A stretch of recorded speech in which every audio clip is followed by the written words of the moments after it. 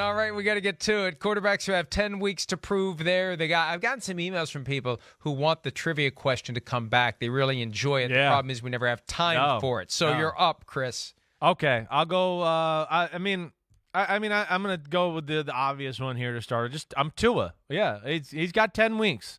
He does. I mean, I think that's just low hanging fruit, but I think it's the one that jumps out to me the most out of a pretty substantial list of guys that you look at that got 10 weeks to prove it, really.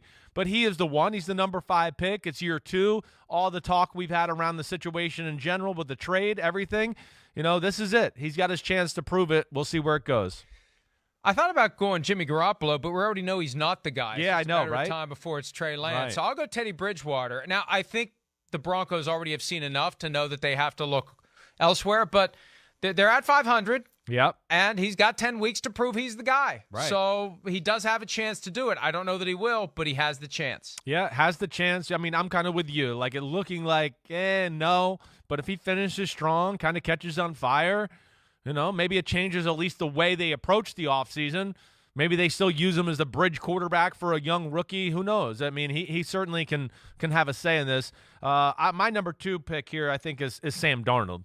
I mean, again, just Sam Darnold, it was good early on. It wasn't great. People think it was good because he had rushing touchdowns and they were winning. I know that. It was good, not great. And then it went into pretty damn bad for a few weeks. And then last week was just, I mean, they did everything they could. They played like the Steelers game last week. They basically said, we're going to run the ball and play defense. Sam, we're not even going to give you opportunities to mess the game up. Like, we're not even going to give it.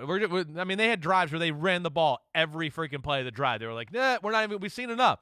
But, hey, they're still 4-4, got a fighter's chance here. They do have a great defense. McCaffrey could be back soon. Maybe he can find his rhythm and get back going. Sam Darnold.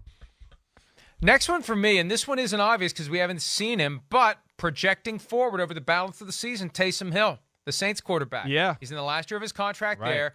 Jameis Winston won't be back as the starter next year because he's not going to be healthy until who knows when. Torn ACL in November.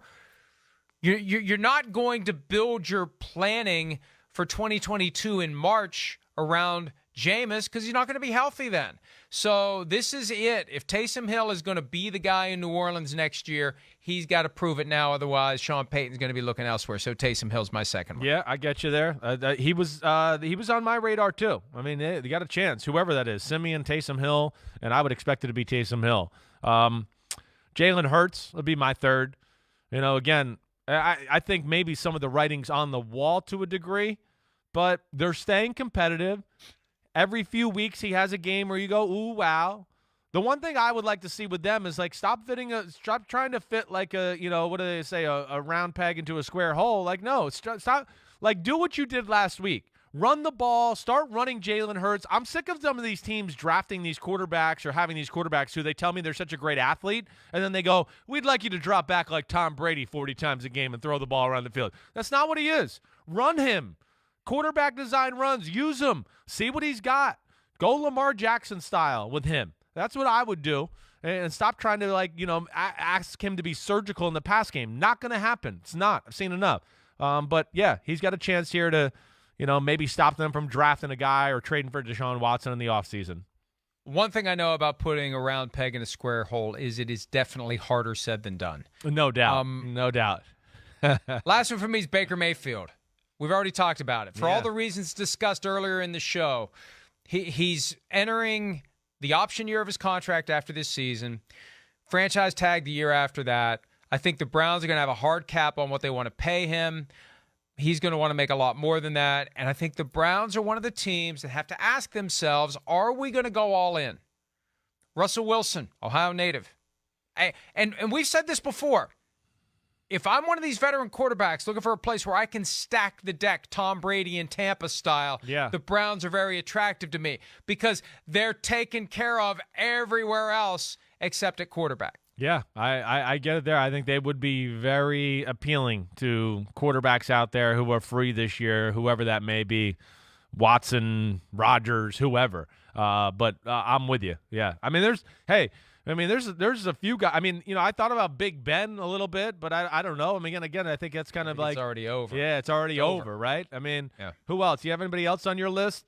I had Matt Ryan on the list, but I feel like they still want him. I think so too. Right. Yeah. I think, I hear people with him and like Kirk Cousins, and I'm going to go, oh, no, they're playing really good football. I know they're not like dominating, but. How about Zach Wilson? Oh, don't get me started. Don't get me started. That was the idea. Hi, I'm Mike Tirico, and thanks for watching. Make sure to hit subscribe for the latest news and highlights from NBC Sports.